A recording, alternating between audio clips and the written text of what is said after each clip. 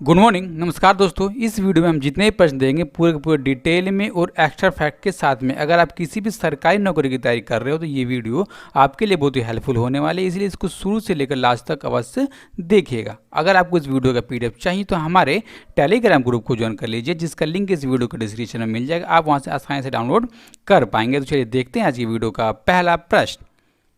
असम सरकार ने घोषणा की, राज्य में हाल ही में आई बाढ़ में किस राष्ट्रीय उद्यान के 108 जानवरों की मौत हो गई? तो राष्ट्रीय उद्यान है ऑप्शन नंबर बी यानी काजीरंगा राष्ट्रीय उद्यान। अब देखिए, इसके पीछे कारण यह है कि इस उद्यान का अधिकांश हिस्सा पानी में डूब गया था और इस कारण जो जानवरों का भोजन है उसमें समस्या उत्पन्न हो गई, जिस कारण इनकी मृत्यु हो गई। अब देखिए, इस पार्क की स्थापना साल 1905 में आरक्षित वन क्षेत्र के रूप में की गई थी। कब? 1905 में। ठीक है। अब देखिए, 1950 में इसका नाम बदल करके काजीरंगा वन्य जीव अभयारण्य के रूप में कर दिया गया। अब देखिए, प्रश्न यहाँ एक ही बनता है कि जो काजीरंगा नेशनल पार्क है उसका नाम कब रखा गया? तो 1950 में ये नाम रखा गया। ठीक है। अब देखिए दोस्तों, इसका साल 1974 में भारत सरकार ने इस क्षेत्र को राष्ट्रीय उद्यान के तौर पर घोषित कर दिया। आप दोस्तों इस जितने भी हमको फैक्ट बताए वो सारे के सारे आप याद कर लीजिएगा। ओके। और ये जो राष्ट्रीय उद्यान है एक सींग वाले गैंडे के लिए मशहूर है, आप जानते हैं। और ये कौन से राज्य में? असम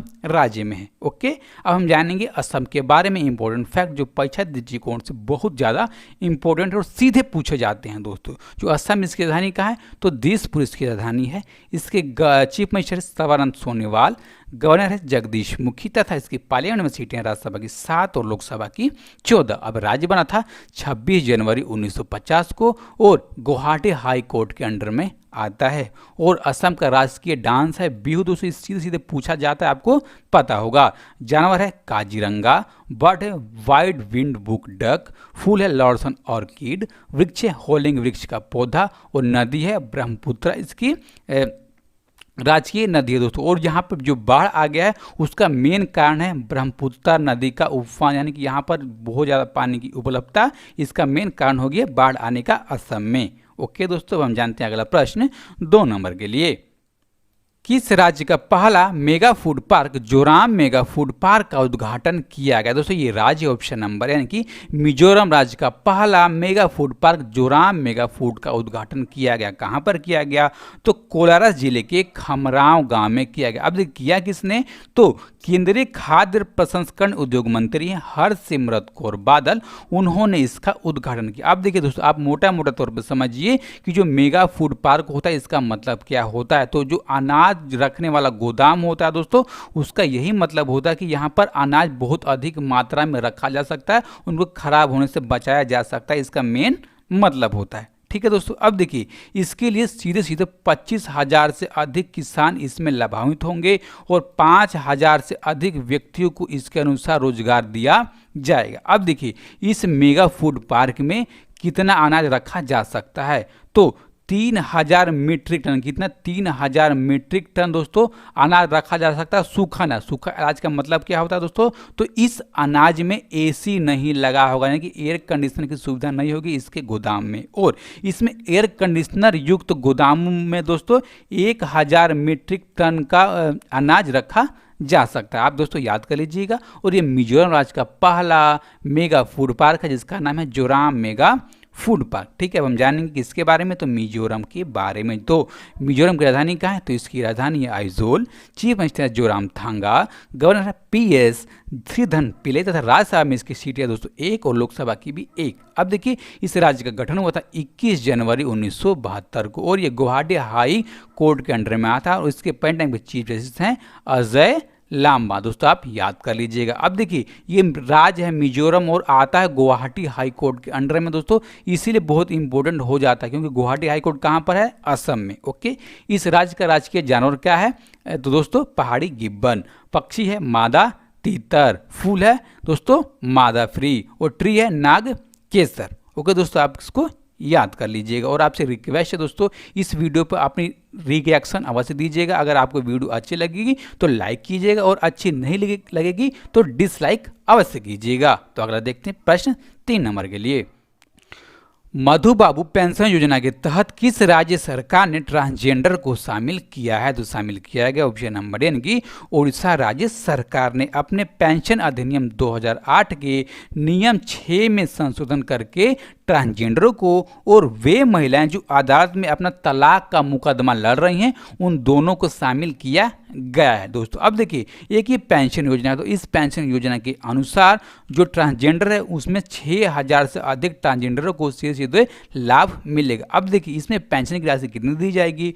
तो 500 रुपये की राशि दोस्तों, 700 रुपये की राशि और 900 रुपये की राशि दी जाएगी। जिन व्यक्तियों का जितना एज होगा उस एज के अनुसार इन राशियों को दिया जाएगा। ठीक है दोस्तों। अब देखिए इस कौन सा व्यक्ति इसका लाभ लेगा कौन नहीं लेगा इसके लिए भी नियम है दोस्तों। जो भी व्यक्ति इस योजना का लाभ लेना चाहता है उसकी परिवार की आय और उसकी आय 40,000 रुपये से अधिक की नहीं होनी चाहिए और उसके घर में कोई व्यक्ति सरकारी नौकरी करने वाला नहीं होना चाहिए। अगर करने वाला होगा तो वो इस योजना का लाभ नहीं ले सकता। अब देखिए दोस्तों ये योजना कब की है? तो ये योजना है 2008 की योजना है दोस्तों, और 2008 की योजना है। और दोस्तों एक योजना थी 1985 की और एक योजना थी 1989 की। उन दोनों पेंशन योजनाओं को एक साथ में सम्मिलित करके दोस्तों इसको बनाया गया 2008 में। क्या नाम रखा गया? तो मधु बाबू पेंशन योजना। ठीक है दोस्तों। भारत के पहले सार्वजनिक इलेक्ट्रिक व्हीकल चार्जिंग प्लाजा का उद्घाटन किस राज्य या केंद्र शासित प्रदेश में किया गया? तो इसका उद्घाटन किया गया ऑप्शन नंबर सी यानी कि दिल्ली के चैम्प्सफोर्ड क्लब में नवीन और नवीकरणीय ऊर्जा के मंत्री हैं RK सिंह, उन्होंने इसका उद्घाटन किया है दोस्तों। अब देखिए आप समझिए कि ये किस काम के लिए इसका उद्घाटन किया गया। तो वैसी गाड़ियाँ जो इलेक्ट्रिक हो यानी कि इलेक्ट्रिक व्हीकल हो यानी कि बैटरी पर चलती हो दोस्तों। बैटरी पर चलते चलते कुछ देर के बाद बैटरी डाउन हो जाती है तो बैटरी को फिर दोबारा चार्ज करना पड़ता है। तो उसी के दोस्तों इस प्लाजा का उद्घाटन किया गया और इस प्लाजा पर एक बार में 5 इलेक्ट्रिक गाड़ियां चार्ज की जा सकती हैं दोस्तों। आप इसको याद कर लीजिएगा। अब देखिए भारत का पहला सार्वजनिक इलेक्ट्रिक व्हीकल चार्जिंग पॉइंट है, आप इसको भी याद कीजिएगा। अब देखिए एक हमने कुछ दिन पहले एक प्रश्न देखा था कि चंडीगढ़ में भी कुछ ऐसा ही IOCL के अनुसार जो इलेक्ट्रिक व्हीकल पॉइंट है उसकी स्थापना की गई थी। कहाँ पर? तो चंडीगढ़ में दोस्तों। अब देखिए वो कैसे अलग है इससे? तो दोस्तों ये था प्राइवेट और ये है सार्वजनिक यानी कि ये है सरकारी, इस करके दोस्तों ये अलग है। अब देखिए ऐसा जो सुविधा है पूरे भारत में दोस्तों जल्दी से जल्दी लॉन्च कर दी जाएगी। किसके अनुसार? तो नवीन और नवीकरणीय मंत्रालय के अनुसार जल्दी से जल्दी लॉन्च कर दी जाएगी दोस्तों। अभी इसको दिल्ली में लॉन्च किया गया है। ओके, अब हम जानेंगे अगला प्रश्न 5 नंबर के बारे में। भारत का पहला राज्य जिसने बिजली लाइनों और ट्रांसमिशन टावरों का निरीक्षण करने के लिए ड्रोन का उपयोग शुरू कर दिया है। तो शुरू किया गया ऑप्शन नंबर डी यानी कि महाराष्ट्र राज्य की तरफ से महाराष्ट्र राज्य विद्युत प्रसंस्करण कंपनी लिमिटेड ने अपने बिजली लाइनों और ट्रांसमिशन टावरों का निरीक्षण करने के लिए ड्रोन का उपयोग करना शुरू कर दिया। और दोस्तों जो ड्रोन है ये 50 मीटर तक की ऊंचाई तक हाईएस्ट तौर पर उड़ सकता है और अपने बिजली लाइन और ट्रांसमिशन टावरों का निरीक्षण कर सकता है दोस्तों। अब देखिए इसमें बहुत अच्छे तौर पर अल्ट्रा HD कैमरे भी लगाए गए हैं दोस्तों। कैमरे क्यों लगाए गए हैं? तो जहां भी फॉल्ट आएगा और निरीक्षण करना होगा दोस्तों उसका वीडियो बनाया जा सकता है और क्लोजअप तस्वीरें ली जा सकती हैं बहुत आसान तरीके से दोस्तों। अब देखिए जो तस्वीरें ली जाएंगी तो इससे फ़ायदा क्या होगा दोस्तों? इसका फ़ायदा होगा कि अगर कहीं भी फॉल्ट आ जाती है तो उसको दोस्तों देखने में क्या फॉल्ट है और उसको दूर करने में काफ़ी समय लगता था, काफ़ी बिजली भी काटनी पड़ती थी और इस अंतराल में काफ़ी दुर्घटना भी हो जाता था, काफ़ी कर्मचारी का दोस्तों मौत भी हो जाती थी। ठीक है, और ये इससे फ़ायदा होगा कि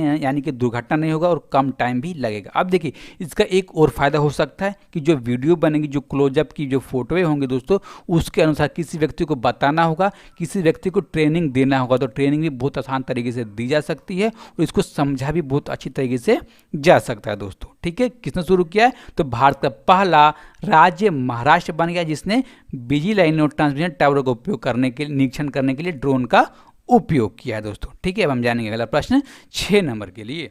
मध्य प्रदेश के किस राज्यपाल का हाल ही में 85 वर्ष की आयु में निधन हो गया? तो निधन हो गया है ऑप्शन नंबर यानी कि लालजी टंडन का दोस्तों। अब देखिए इनकी मृत्यु हुई कहाँ पे? तो लखनऊ के एक निजी अस्पताल मेदांता अस्पताल में दोस्तों इनकी मृत्यु हो गई और मेदांता अस्पताल में ये 11 जून से बाधित थे अपने यकृत और मूत्र संक्रमण के कारण। अब देखिए दोस्तों इनकी स्वास्थ्य की स्थिति बहुत खराब होती गई तो इस कारण इनको 16 जुलाई को वेंटिलेटर पर डाल दिया गया और दोस्तों इनकी मृत्यु हो गई कल यानी कि 21 जुलाई को सुबह में इनकी मृत्यु हो गई और इनके जो पुत्र हैं उन्होंने इसकी जानकारी दी ट्विटर के माध्यम से दोस्तों। अब देखिए जब तक ये बीमार थे तो इस बीच में जो उत्तर प्रदेश की मुख्य राज्यपाल हैं आनंदीबेन पटेल, उनको मध्य प्रदेश का अतिरिक्त प्रभार यानी कि अतिरिक्त प्रभार दिया गया था राज्यपाल के तौर पर।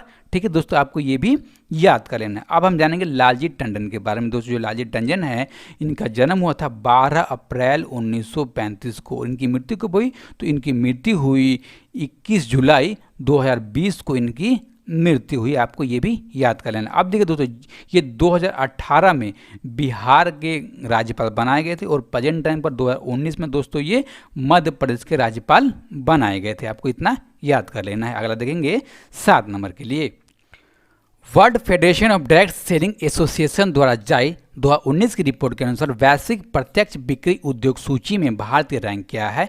तो भारत की रैंक है ऑप्शन नंबर ए यानी कि 15 नंबर की। अब देखिए जो रैंकिंग जारी की गई, इसका मेन मकसद क्या है? तो मेन मकसद ये है कि कौन सा देश अपना सामान किसी दूसरे देशों को बेच पाता है, उसकी ये रैंकिंग जारी की गई। अब देखिए इस रैंकिंग में भारत का नंबर है 15 नंबर का। ठीक है, कब की रैंकिंग है? 2019 की। और इसमें भारत ने 2019 में 2.477 बिलियन अमेरिकी डॉलर की राशि बेची है भारत को। ठीक है, अब देखिए दोस्तों, इसमें 2018 में भारत की रैंकिंग हुआ करती थी 19 नंबर की, यानी कि एक साल के अंदर में 4 अंकों का फायदा पहुंचा है भारत को। आपको याद कर लेना है। अब देखिए दोस्तों, इसमें नंबर 1 कौन है? तो नंबर 1 है यूनाइटेड स्टेट्स यानी कि अमेरिका है नंबर 1 दोस्तों। और ये विदेशों को अपना सामान कितना % बेच पाता है दोस्तों? ये बेच पाता है 20% बेच पाता है दोस्तों। ठीक है, नंबर 2 किसका नंबर है? तो नंबर 2 है चाइना का और ये 13% बेचता है। और नंबर 3 आता है कोरिया और जर्मनी का संयुक्त तौर पर दोस्तों। और ये अपना 10% का दोस्तों जो सामान है ये विदेशों में बेच पाते हैं, दूसरे देशों को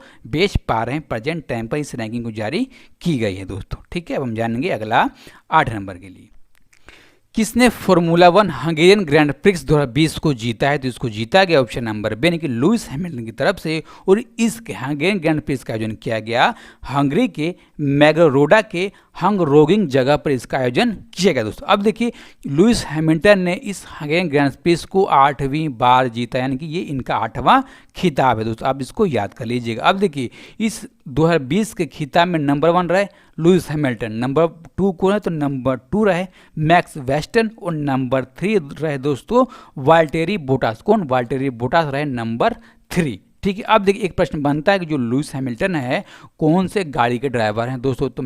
तो ये मर्सिडीज गाड़ी के ड्राइवर हैं। आपको इतना याद कर लेना है दोस्तों। ठीक है, अब हम जानेंगे अगला प्रश्न 9 नंबर के लिए।